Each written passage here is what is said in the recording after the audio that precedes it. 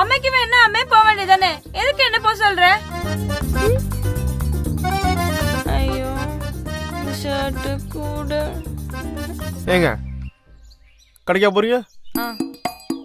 நான் கோயில் போயிருந்தேன், வர வழியில் சில விஷயங்கள் வாங்க மறந்துட்டேன். நீ வாங்கிட்டு வருவீங்களா?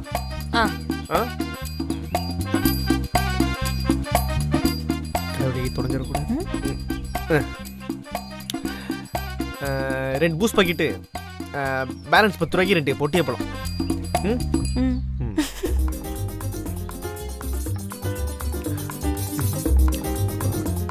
ஆட்டை போட்டுருவாளோ?